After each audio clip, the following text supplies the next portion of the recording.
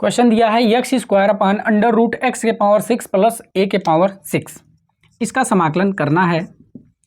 तो इसमें जितने भी क्वेश्चन सॉल्व हो रहे हैं वो तीन ही मेथड से होने हैं, या तो पहला प्रतिस्थापन द्वारा, दूसरा है चेंज करके फिर प्रतिस्थापन विधि लगाना, और तीसरा है अगर इन दोनों से नहीं होता है तो पूर्ण वर्ग बना करके क्वेश्चंस को सॉल्व करना। इन्हीं तीन स्टेप में होने वाले हैं, इन्हीं तीन अप्रोच से क्वेश्चन सॉल्व होने वाले हैं। तो जरा देखा जाए कि यहाँ पे डायरेक्ट प्रतिस्थापन विधि लग सकता है क्या। तो प्रतिस्थापन विधि में होता क्या है कि किसी टर्म को मानना होता है, ठीक है ना। तो कुछ टर्म मानते हैं तो कुछ टर्म लेकर के निकल जाता है। तो जरा देखा जाए कि अगर नीचे वाले टोटल को टी मान लिया जाए तो इसका अवकलन करेंगे तो क्या ऊपर वाला मिल जाएगा? तो ऐसा होगा ही नहीं, क्योंकि जब नीचे वाले का अवकलन करेंगे तो 6x की पावर 5 मिलेगा, जबकि ऊपर वो चीज़ दिख ही नहीं रहा। इसका मतलब डायरेक्ट हम प्रतिस्थापन विधि नहीं लगा पाएंगे। तो फिर दूसरा क्या होगा कि इसको चेंज करके, तो जब इसको चेंज करेंगे तब देखेंगे कि इसमें प्रतिस्थापन लग रहा है कि नहीं। तो देखा जाए अगर चेंज करने के बाद भी प्रतिस्थापन नहीं लग रहा है तो स्वाभाविक सी बात है वो तब पूर्ण वर्ग बन करके क्वेश्चन सॉल्व होगा। तो जरा देखा जाए इसमें परिवर्तन करने पे हो रहा है कि नहीं। तो ये x square upon under root x के पावर 6 प्लस ए के पावर 6 dx, यही क्वेश्चन है। तो डायरेक्ट प्रतिस्थापन नहीं लग रहा है तो हम इसमें क्या लगाने वाले हैं, प्रतिस्थापन लगाएंगे लेकिन चेंज करके लगाएंगे।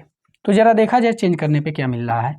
तो इस x के पावर 6 को हम x के पावर 3 का होल स्क्वायर लिख सकते हैं, फिर प्लस यहाँ पे देखिए a के पावर 6 है तो इसको भी हम लिख सकते हैं a का पावर 3 का होल स्क्वायर, इसके मान में कोई अंतर नहीं होगा। अब हम यहाँ पे अगर x के पावर t मान लें तो जब इसका अवकलन करेंगे तो ऊपर वाला टर्म मिल जाएगा। इसका मतलब देखिए चेंज करने के बाद तब हम प्रतिस्थापन विधि इसमें लगा पा रहे हैं। तो यानी कि हमारा दूसरा स्टेप तक जाते जाते, मतलब दूसरा अप्रोच जो ही लगाएं तो ही हमारा क्वेश्चन सॉल्व हो गया।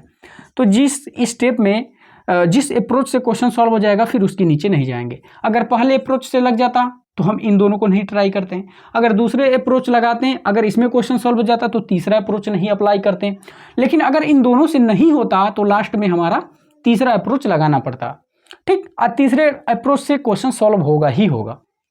चलिए अब बात करते हैं यहाँ पे। तो अब इसमें हम लोगों को मानना पड़ेगा, माना x के पावर 3 बराबर t, तो तुरंत इसका अवकलन करेंगे तो इसका हो जाएगा 3x स्क्वायर dx बराबर dt। अब यहाँ से 3 हटेगा क्योंकि ऊपर x स्क्वायर dx केवल दिख रहा है, तो x स्क्वायर dx इसको छोड़ करके बाकी इधर कर दे रहे हैं। तो ये x स्क्वायर dx बराबर इधर है dt और बटे में 3। अब ये पूरा का पूरा क्वेश्चन देखिए कन्वर्ट हो गया टी के टर्म में। तो ये x स्क्वायर dx के जगह पे कितना हो गया dt अपान में 3 होगा, तो 3 को हम बाहर कर दे रहे हैं, ठीक। और ये क्या है अंडर रूट में एक्स क्यू का होल स्क्वायर, तो एक्स क्यू की जगह पे टी मान लिए हैं तो ये हो जाएगा टी और इसका स्क्वायर है तो इसका स्क्वायर, फिर प्लस अब यहाँ पे ए क्यूब है तो इसकी जगह पे तो कुछ हमने माना ही नहीं है तो इसको एज इट इज रहने देंगे। एक बात और ध्यान दीजिएगा, जब भी हम क्वेश्चंस को सॉल्व करते हैं तो वेरिएबल किसी भी फॉर्म में दिया रहे तो उसको हम मान करके एक शुद्ध फॉर्म में बदलते हैं। शुद्ध फॉर्म का मतलब यहाँ पे ये है कि हम उसको फार्मूले के जैसा कन्वर्ट करते हैं, बनाते हैं। लेकिन अगर वही आपका वेरिएबल ना हो, मतलब अचर पद हो, तो उसमें कोई भी दे, कैसा भी घात दे, उसमें कोई परिवर्तन करने की जरूरत नहीं होती है। जैसे कि यहाँ पे देखिए उसको मानने की जरूरत ही नहीं होती है। जैसे यहाँ पे देखिए ए के पावर 3 किए थे ना, तो हमने इसको नहीं माना, क्यों?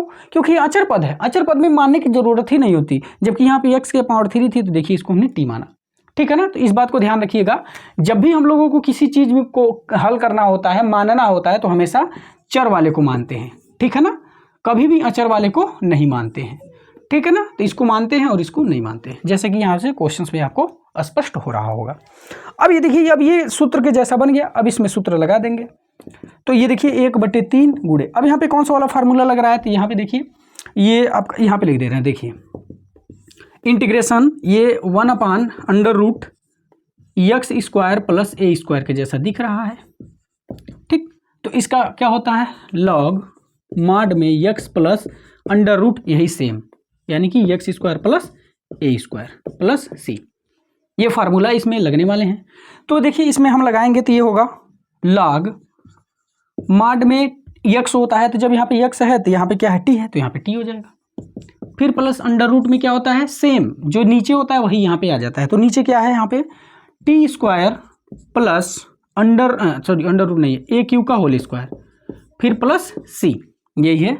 अब ये 1/3 लॉग मॉड में, अब टी का मान भरेंगे तो टी का मान है एक्स के पावर 3, तो ये हो जाएगा एक्स के पावर 3 फिर प्लस अंडर रूट टी के जगह पे जब रखेंगे एक्स के पावर 3 तो इसका स्क्वायर है तो हो जाएगा एक्स के पावर 6, फिर प्लस यहाँ पर भी वही हो जाएगा ए के पावर 6 प्लस सी, यही हो जाएगा आंसर।